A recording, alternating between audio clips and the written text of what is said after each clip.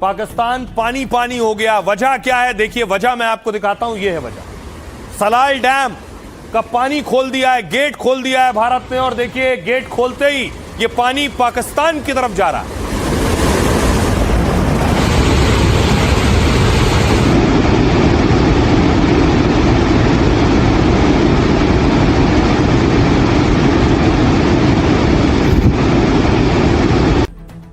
भारत ने जैसे ही सलाल डैम के गेट खोल दिए, उसके बाद से पाकिस्तान की धड़कनें बढ़ने लगी, क्योंकि पाकिस्तान पानी निकालने के लिए डैम के गोए गेट भारत खोलता है। तेज बहाव में पानी आया और चिनाब का जलस्तर बढ़ गया है। इससे पाक के निचले इलाकों में बाढ़ का खतरा पैदा हो गया है।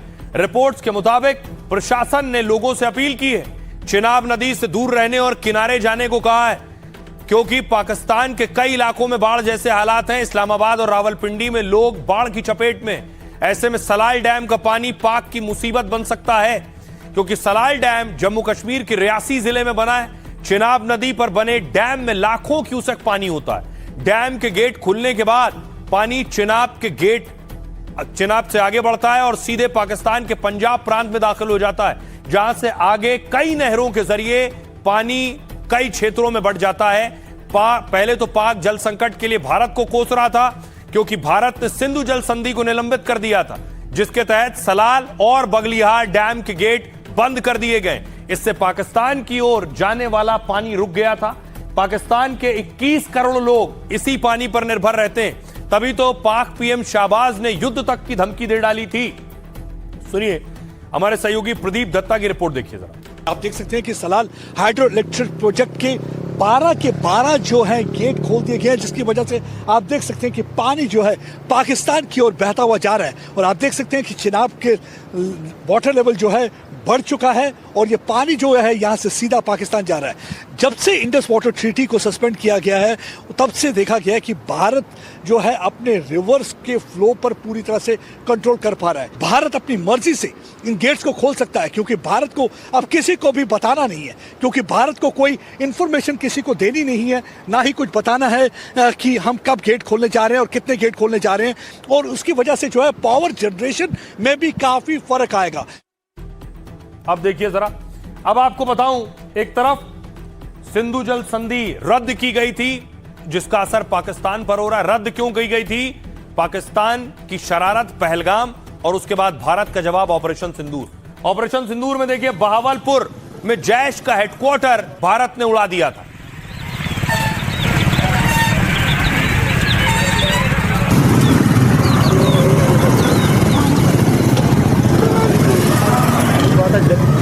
देखिए जरा इसके बाद हाल क्या था, ये तस्वीर देख रहे हैं। भारत के हमले में जैश का हेडक्वार्टर तबाह हो गया था, खंडर में तब्दील हो गया था। बड़ी फोर्स के साथ अब देखिए यही हेडक्वार्टर बनकर तैयार हो गया है। हेडक्वार्टर अब देखिए, ये जैश का वही हेडक्वार्टर है बहावलपुर वाला, जिसे ऑपरेशन सिंदूर के वक्त भारत ने उड़ा दिया था।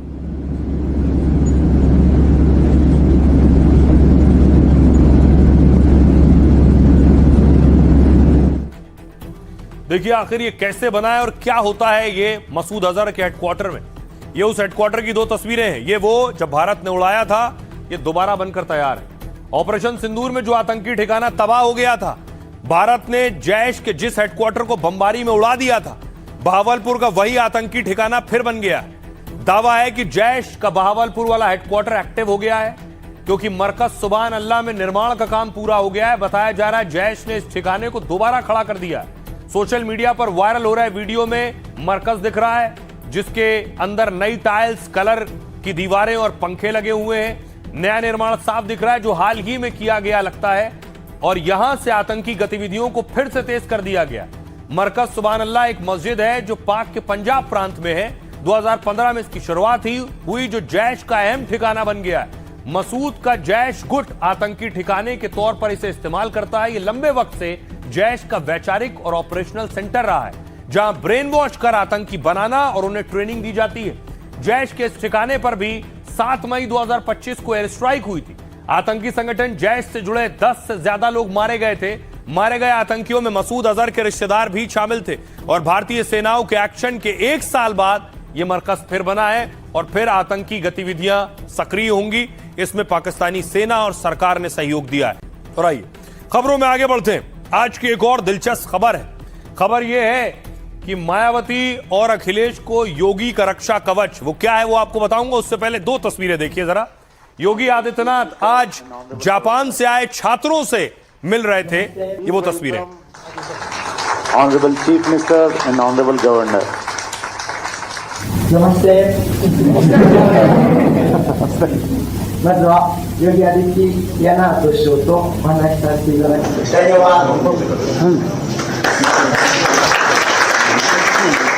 तो जापान के छात्रों ने योगी का स्वागत नमस्ते करके किया और धन्यवाद से किया।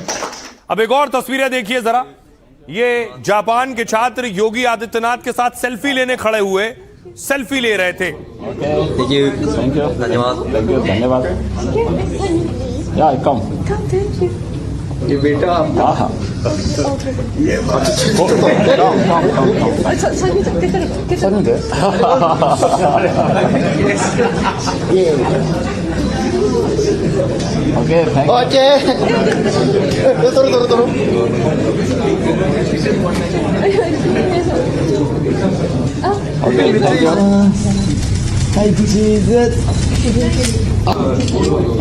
ओके योगी आदित्यनाथ का एक क्रेज था कि सेल्फी ले रहे थे योगी आदित्यनाथ के साथ छात्र। अब देखिए जरा, अब आपको दिखाऊं ये तस्वीर आप देख रहे हैं। अखिलेश यादव और मायावती, योगी आदित्यनाथ ने दोनों को सुरक्षा कवच दिया है।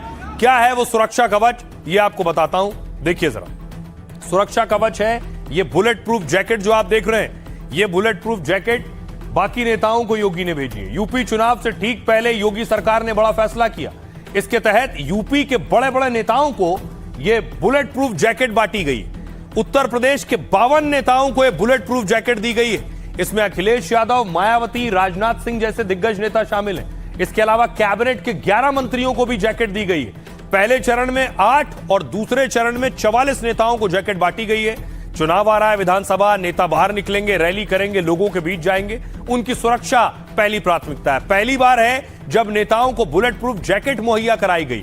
दावा यह है कि सुरक्षा के लिहाज से यह जैकेट देने का फैसला हुआ क्योंकि केंद्रीय गृह मंत्रालय ने सरकार को यह सुझाव दिया कि बुलेट प्रूफ जैकेट यूपी सरकार के सुरक्षा मुख्यालय ने खरीदी है।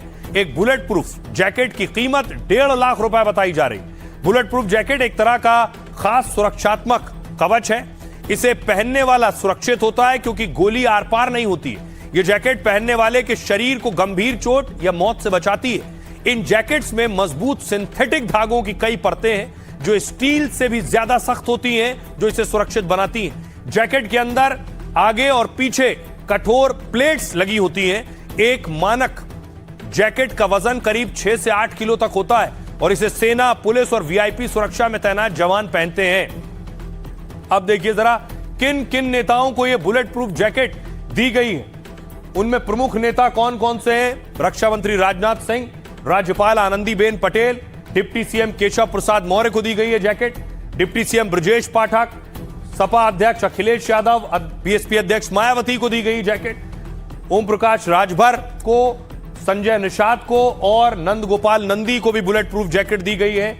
उपाध्यक्ष महिला आयोग की अपर्णा बिष्ट, जयवीर सिंह यूपी में मंत्री है, सुरेश खन्ना को यह जैकेट दी गई है और दो और लोग, बीजेपी के नेता संगीत सोम और बीजेपी नेता सुरेश राणा को भी बुलेट प्रूफ जैकेट दी गई है।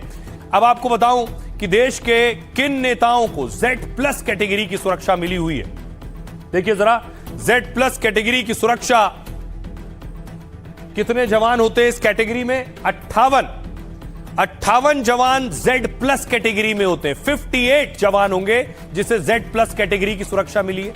Z कैटेगरी में 30 जवान होते हैं और एस्कॉर्ट के साथ Y+ अगर सुरक्षा है तो 15 जवान होते हैं।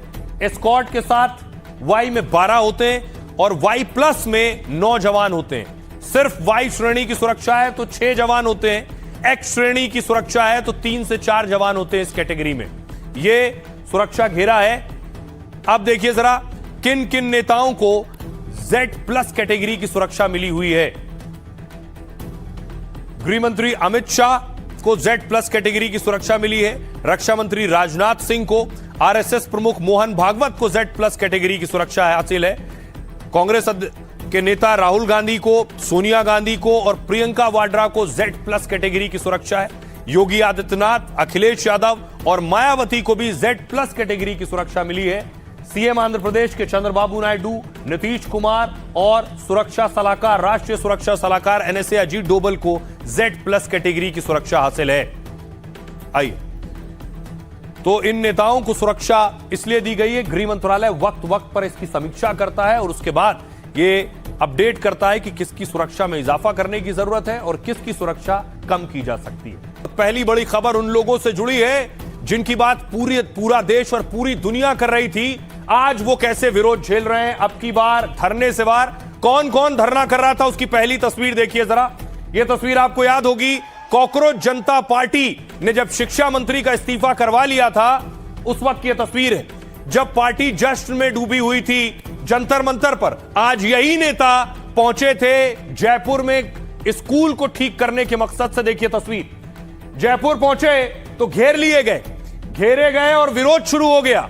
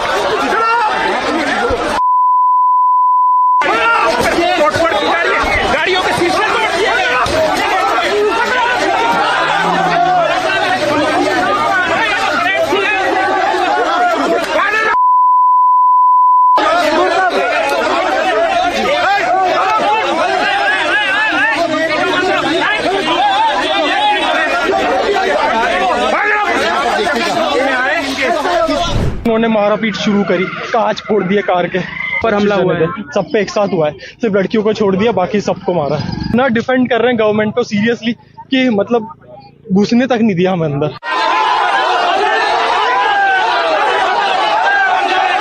पार्टी के नेता पहुंचे थे, विरोध शुरू हुआ, गांव वालों ने धक्का देना शुरू किया, पीछे ढकेला है कि वापस जाओ के नारे लगाए।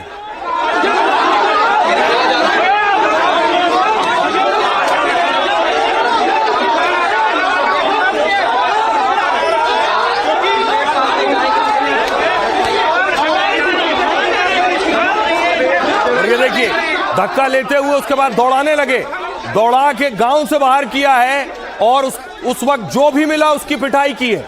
देखिए ये नजारा है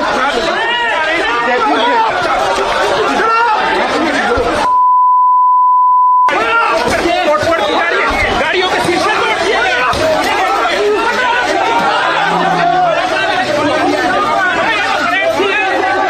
वो देखिए एक लड़के को पकड़ लिया और जिसे पकड़ा है उसकी पिटाई की है।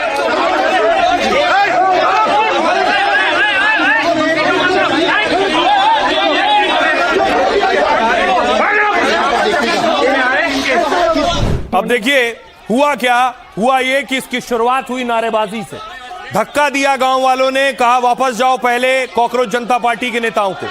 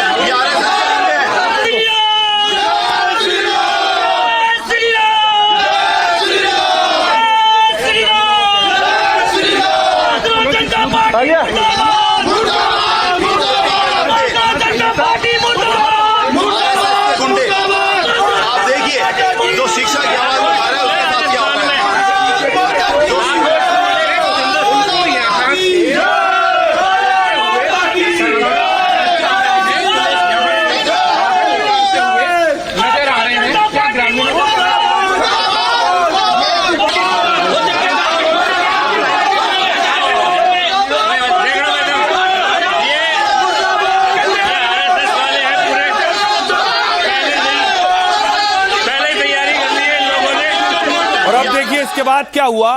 इसके बाद आशुतोष जो सीजेपी के बड़े नेता हैं उनकी पिटाई हो रही है। लाल घेरे में जिन्हें आप देख रहे हैं रो में, ये आशुतोष की पिटाई हो रही है।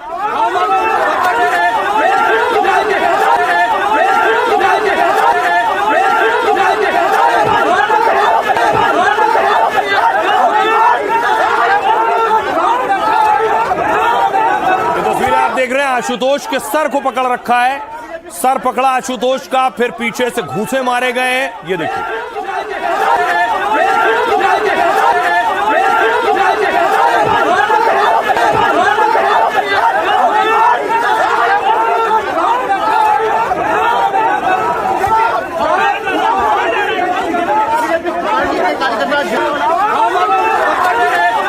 और आइए अब आपको बताऊं कि ये सब पहुंचे थे काफिले से, गाड़ियां थी, उन गाड़ियों पर भी अटैक किया गांव वालों ने।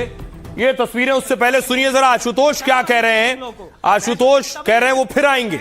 1 साल 48 घंटे का समय है, हम तुम्हारी गुंडागर्दी से डरने वाले लोग नहीं हैं। शर्म आनी चाहिए तुम लोगों को। भैंसों के तबेले में स्कूल चल रहा है। 1 साल पहले भी मैं इस स्कूल जाके आया था, तब भी ये स्कूल भैंसों के तबेले में था और आज भी भैंसों के तबेले में है। हम स्कूल ठीक कराना चाह रहे हैं, लेकिन तुमने जिस तरह की गुंडागर्दी की है, तुम्हें शर्म आनी चाहिए। यहाँ बीजेपी के और आरएसएस के गुंडे पहले से थे। उन्होंने लाठियों से मारा है, धक्का दे करके मारा है, पत्थरों से मारा है। मेरे साथ में धक्का दे करके गिराया, लाठियों से मारा, जिससे ये हाथ गया। दर्द बहुत ज्यादा हो रहा है, पता नहीं उनको क्या दिक्कत है। स्कूल ठीक होने से हम सिर्फ बच्चों के भविष्य के लिए गए थे। अब देखिए उसके बाद गाड़ियां तोड़ी गई। फॉर्च्यूनर गाड़ी भी आप देख रहे हैं, स्विफ्ट गाड़ी भी देख रहे हैं, जिस पर पत्थर मारे गए, शीशा तोड़ दिया गया है।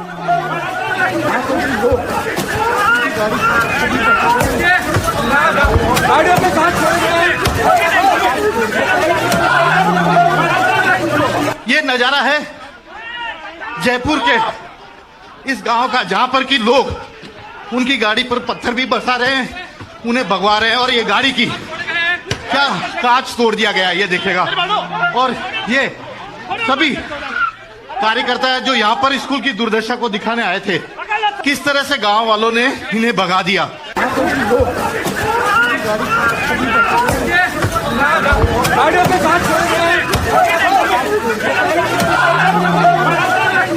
ये नजारा है। अब देखिए जरा गाड़ियों का हाल क्या हुआ। गाड़ियां तोड़ दी गई, शीशे तोड़ दिए गए। ये देखिए, ये फॉर्च्यूनर गाड़ी है, राजस्थान नंबर की, पूरा शीशा पीछे से टूटा है। ये स्विफ्ट गाड़ी है जिसका शीशा तोड़ दिया गया है। पत्थरबाजी में शीशे टूटे हैं, लेकिन पत्थर चलाने वाले या मारने वाले और हमला करने वाले क्या कह रहे हैं? सीजेपी कॉकरोच जनता पार्टी के नेता है, उनके खिलाफ। क्यों नहीं गए? तो बर्दाश्त करेंगे हम देश के सच्चे नागरिक हैं। ये राष्ट्र विरोधी हैं, राष्ट्र विरोधी तत्व है। जब इनका शिक्षा ही मुद्दा था तो झारखंड क्यों नहीं गए? क्यों नहीं गए झारखंड? पंजाब क्यों नहीं गए? ऐसी पार्टी के विरोध में है जो देश के टुकड़े करने की बात बोले, भगवान के गलत बोले, राम जी हमारे राम जी के लिए गलत बोले, उनके लिए हम विरोध है। ऐसे पार्टी हमारे को नहीं चाहिए, ऐसे आदमी भी नहीं चाहिए हमारे को। और इस देश विरोधी पार्टी को हम हमारे गांव में कुछ नहीं देंगे, और हम देश के साथ गद्दारी किसी भी समझौता नहीं कर सकते। 60 आदमी फिर आया, उनके साथ महिलाएं भी आई, और कुछ उनकी गाड़ियों में हथियार भी है, और वो अबरता से हमने रोकने की कोशिश की दोबारा भी, तो अबरता से वो लेडीजें पेश आई। तो बर्दाश्त करेंगे।